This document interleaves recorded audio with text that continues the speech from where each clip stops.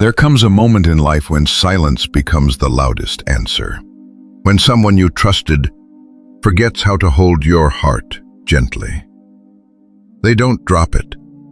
They don't break it all at once. They slowly stop caring for it. And that too is betrayal. You feel it first in the small things, the way they no longer look at you with softness, the way their energy changes when you enter the room, the way their soul no longer mirrors yours, and you try to explain it away. Maybe they're tired, maybe they're busy, maybe it's in your head. But the heart knows, it always does.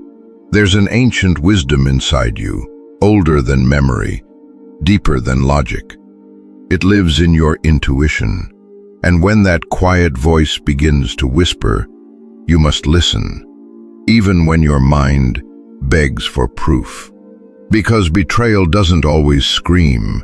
Sometimes it arrives quietly, dressed as indifference, and the worst kind of betrayal is the one that wears a familiar face.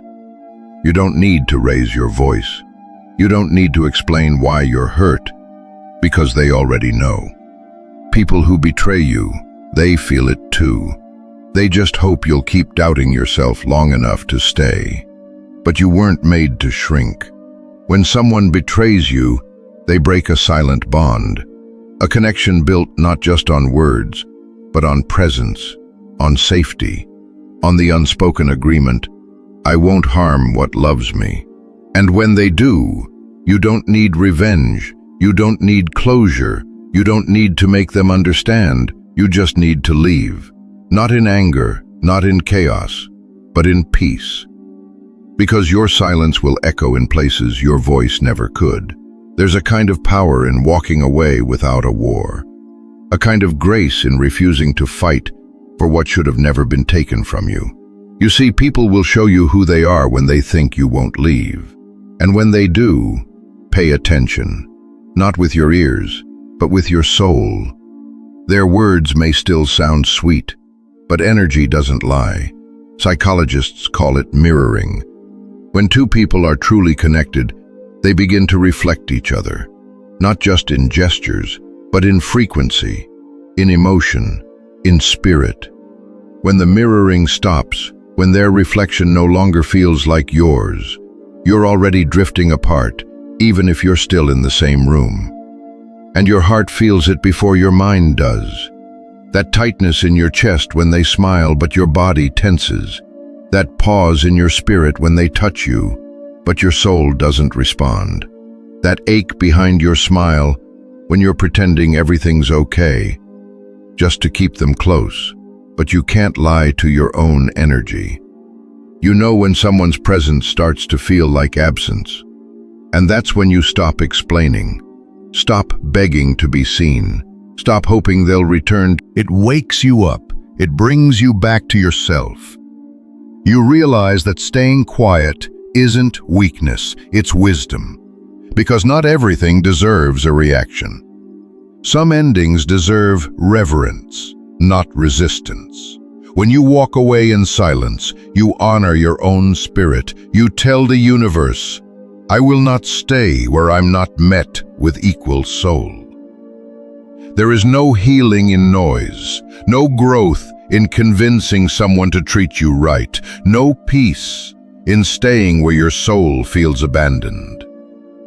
The wound of betrayal is deep, but it's also sacred, because it leads you back to your intuition.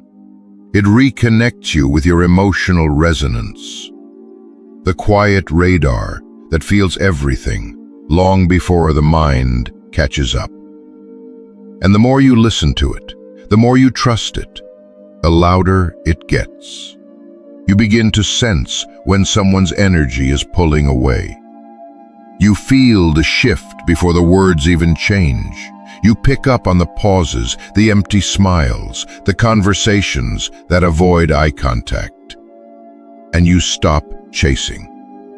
Because you've learned what's meant for your soul will never require you to lose your dignity.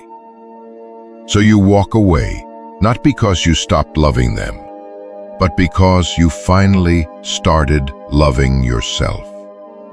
And in that quiet exit, something powerful happens. They'll feel it, even if they never say a word, because energy speaks. And the absence of your energy, the light, the presence, the care you gave so freely, it creates a silence so loud, they won't be able to ignore it. You see, your leaving becomes the mirror they refused to look into. It shows them who they really are, not the person they pretended to be, but the one who took a sacred soul for granted. And maybe they'll realize, maybe they won't.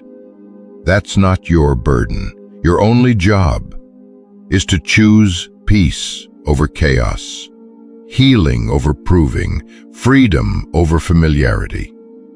There's a reason the ocean never begs the shore to stay. It simply pulls back and finds new land to kiss. And just like that, you too will find new places for your heart to belong. Places where your soul is met, not questioned. Where your love is seen, not used. Where your silence is understood, not feared. Because betrayal is not the end. It's a doorway to deeper self-trust, to divine redirection, to the life you were always meant to live, far from half-hearted connections and energy that drains you.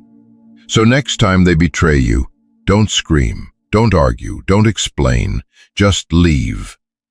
In your leaving, you will teach the loudest lesson of all, that your soul is not a place for the ungrateful.